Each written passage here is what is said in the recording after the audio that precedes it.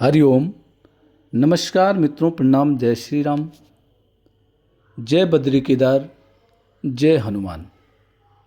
मित्रों, एक बार पुनः आपका स्वागत कर रहा हूँ अपने इस ज्योतिष कार्यक्रम में, जहाँ पर कि मैं आपको ज्योतिष से संबंधित, आध्यात्म से संबंधित छोटी छोटी और महत्वपूर्ण जानकारियाँ उपलब्ध कराता हूँ। इसी कड़ी में आज मित्रों चर्चा करूँगा जन्म कुंडली में मंगल दोष के बारे में, या मांगलिक दोष के बारे में, या सप्तम भाव में जब मंगल ग्रह बैठ जाता है तो ऐसे जातक जातिका के जन्म कुंडली का ये दोष, ये सप्तम मंगल किस प्रकार से प्रभावित ऐसे व्यक्तियों को करता है, उस पर मैं विस्तार से चर्चा करूंगा। वीडियो प्रारंभ करूं इससे पूर्व आपसे आग्रह है, यदि आपने अभी तक चैनल को सब्सक्राइब नहीं किया है तो मित्रों चैनल को सब्सक्राइब जरूर करें, वीडियो को अंत तक देखें और यदि आपको ठीक लगती है, आपके समझ में आती है तो वीडियो को शेयर भी करें, अन्य लोगों तक भी भेजें। साथ में मित्रों लाइक और कमेंट के माध्यम से भी आप वीडियो का समर्थन कर सकते हैं। मित्रों, जन्म कुंडली में मंगल ग्रह यदि सप्तम भाव में आ जाता है तो सप्तम भाव सबसे पहले जानना यह जरूरी है, ये दाम्पत्य का, पार्टनर का, व्यापार का और मुख्यतया एक मारक भाव भी है, सातवां भाव। और यहीं पर जब मंगल ग्रह बैठ जाता है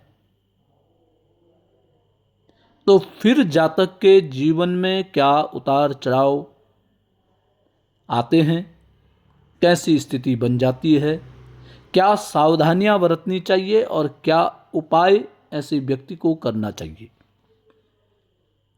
सबसे पहले मित्रों बताएंगे कि जब सप्तम भाव में मंगल ग्रह आता है तो यह पूर्णतः मांगलिक दोष हो जाता है, ऐसा व्यक्ति मांगलिक कहा जाता है। इसमें कुछ अपवाद हैं कि यदि मंगल उच्च का है या मंगल अपनी स्वराशि का है, मेष का है या वृश्चिक का है या मकर का है, तो इसमें अपवाद यह हैं कि थोड़ा दोष कम हो जाते हैं। परंतु मित्रों सप्तम भाव जो है मंगल के लिए थोड़ा खतरनाक भाव, डेंजरस एरिया जो होता है वो है ही, चाहे मंगल कैसा भी हो।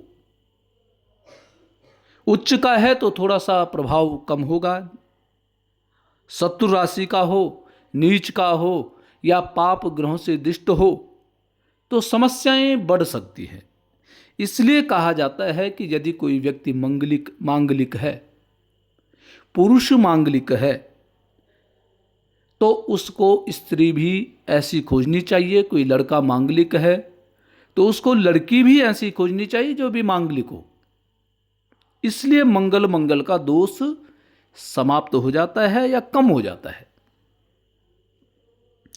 अब मैं आपको सप्तम भाव में मंगल ग्रह के बारे में बताता हूं, क्या क्या अच्छा मंगल यहां बैठ करके करता है और क्या खराब स्थिति पैदा करता है मंगल सप्तम भाव में बैठ करके।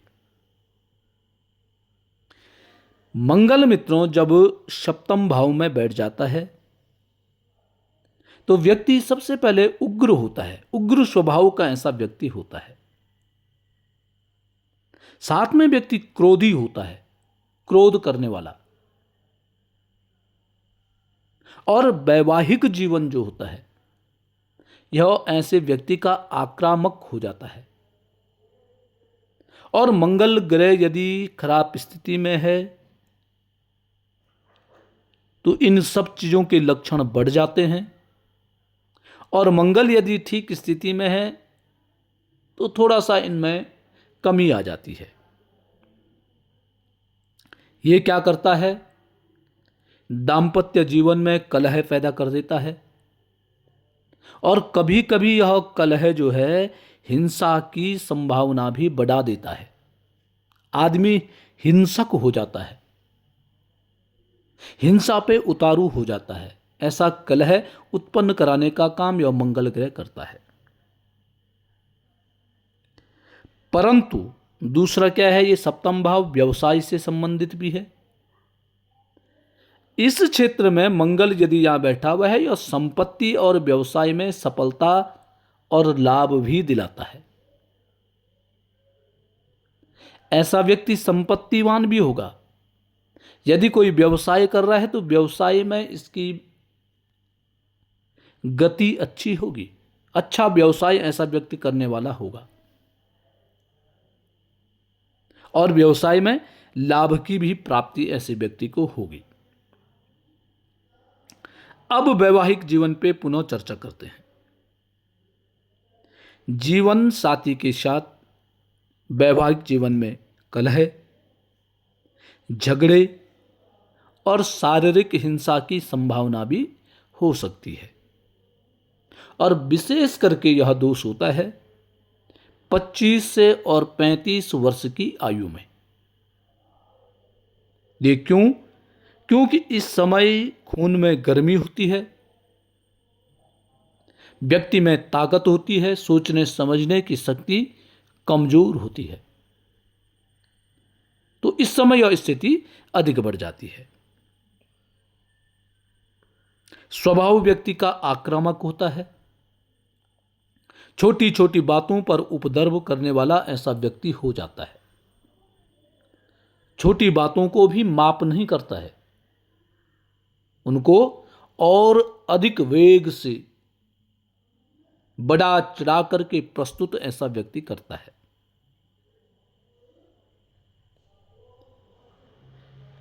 सकारात्मक पक्ष यह है कि संपत्ति और जमीन जायदाद से संबंधित कार्यों में इसको सफलता मिलती है, इसको लाभ मिलता है। वो भी इसलिए होता है कि जैसे भाई बंधे हैं तो पहले ही भाई बोलते भाई इसका हिस्सा पूरा दिया करो, नहीं तो ये फिर परेशान करेगा। तो भयभीत होकर के लोग इसका हिस्सा कोई नहीं मारता है। जो इनका पक्ष है वो पक्ष हमेशा मजबूत रहता है। कैरियर की बात करेंगे तो यदि साझेदारी में कोई व्यवसाय करते हैं तो इसमें इसको कष्ट होता है। साझेदारी में काम करना इसके लिए बड़ा मुश्किल हो जाएगा।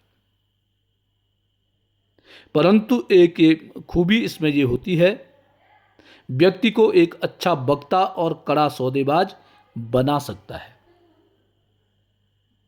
बोलने में ऐसा व्यक्ति माहिर होता है। सौदेबाजी करेंगे तो उसमें भी लाभ की प्राप्ति ऐसे व्यक्ति को अक्सर होती है। मंगल दोस्तों ऐसे व्यक्ति की कुंडली में होता ही है। मंगल दोष के कारण व्यक्ति के ब्याह में विलंब होता है, शादी देरी से होती है और शादी होने के पश्चात भी अनबन की स्थिति ऐसे व्यक्ति में रहती है। एक मत दोनों का होना बड़ा मुश्किल होता है। अब उपाय के बारे में चर्चा करते हैं कि जैसे किसी का है ब्याह हो गया है, ऐसी स्थिति बनी रहती है, तो उसको उपाय क्या करना है। उपाय का है तो सबसे पहले यही है कि मंगलवार का आप उपवास कर सकते हैं। मंगलवार के दिन नॉनवेज ऐसे कोई पदार्थों का सेवन नहीं करना है जिससे शरीर में गर्मी उत्पन्न हो। और मंगलवार का यदि उपवास कर देंगे तो ये खान पान में फिर लापरवाही नहीं हो सकती है। इसके अलावा इसके लिए है कि तांबे का छल्ला धारण करना है और बड़े मन से वेग से हनुमान जी की पूजा जितनी बार करेंगे उतना इसके लिए लाभप्रद रहेगा। लाभ की प्राप्ति ऐसे व्यक्ति को होगी। हनुमान जी की पूजा में विशेष करके मंगलवार को हनुमान जी को सिंदूर और चमेली का तेल अर्पित करना है। कहीं हनुमानी सिंदूरी हनुमान जी की कहीं मूर्ति होगी, तो वहाँ हनुमान जी को सिंदूर का लेपन करना है। नियमित अपनी दिनचर्या में हनुमान चालीसा का पाठ करें, बजरंग बाण का पाठ करें। तांबे का छल्ला कह रहा था मैं, तो रिंग फिंगर में अनामिका जो उंगली होती है उसमें मंगलवार के दिन पहन लें। मीठा दान,